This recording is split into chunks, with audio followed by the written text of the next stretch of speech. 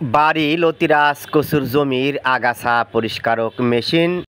বাড়ি লতিরাজ কচু একের অরিজিনাল জাত। চারা পাঠালাম ময়মনসিংহে। ভালো বীজ ভালো ফসল লতি কচুর বীজ। বাড়ি লতিরাজ কচু এক চাষ। বাড়ি লতিরাজ কচুর জমির আগাছা পরিষ্কারক মেশিন।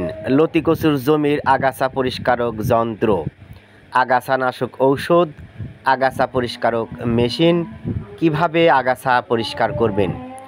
প্রিয় দর্শক, বাড়ি লতিরাজ কচু এক চাষের সবচেয়ে বড় প্রতিবন্ধকতা হলো আগাছা।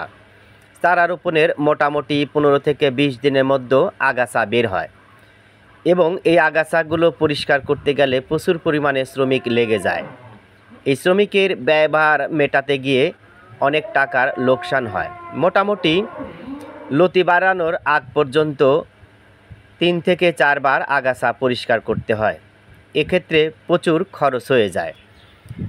তাই যারা বাড়ি লতিরাজ কচু এক চাষ করেছেন অথবা চাষ করার সিদ্ধান্ত গ্রহণ করেছেন, অবশ্যই আগাছা পরিষ্কারক মেশিনটা আপনারা সঙ্গে রাখবেন।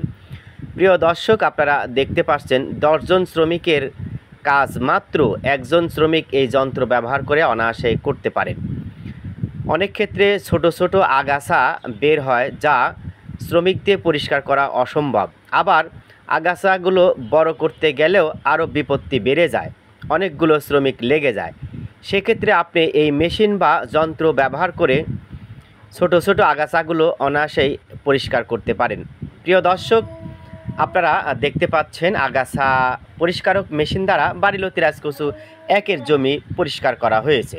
দেখতে পাচ্ছেন অসংখ্য আগাছা বের হয়েছে। এই আগাছাগুলো যদি বড় করেন, দেখবেন অনেকগুলো শ্রমিক লেগে যাবে।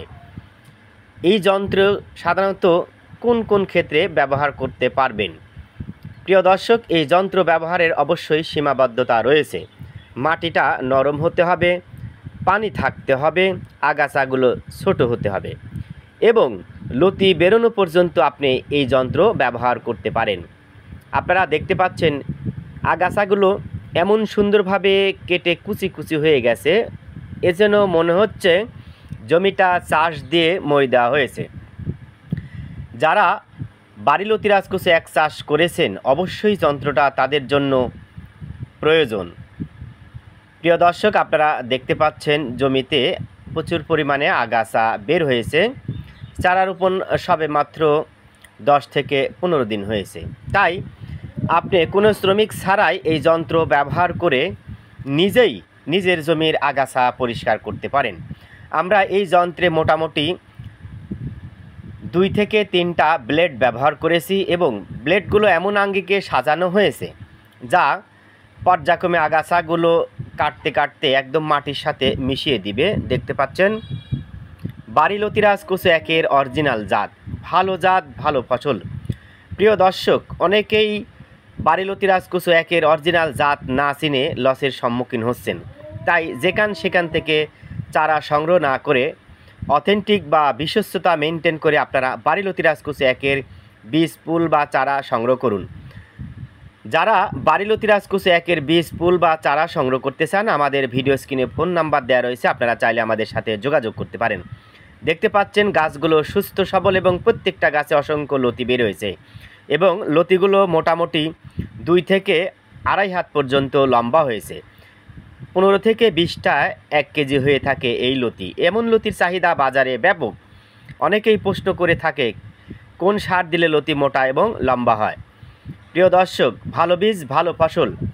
আমরা ভিডিওর শুরুতেই বলেছি ময়মনসিংহে আমরা চারা প্রেরণ করতে যাচ্ছি। এই চারাগুলো মোটামুটি আমরা জমি থেকে সংগ্রহ করেছি। আপনারা দেখেন চারাগুলোর সাইজ অত্যন্ত মানসম্মত, সবুজ চারা। এমন চারা রোপণের পর মোটামুটি 45 দিনে ফলন পাবেন। দেখতে পাচ্ছেন কার্যত আমাদের কোনো চারার গোড়া কাটা থাকে না। আপনারা জানেন গোড়া কাটা চারা থেকে ভবিষ্যতে গোড়া পচা রোগ দেখা দেয়। সেদিক বিবেচনায় আমরা অত্যন্ত সতর্কতা অবলম্বন করে চারা সংগ্রহ করে অথবা পাতা কেটে বস্তায় প্যাকেট করে থাকি।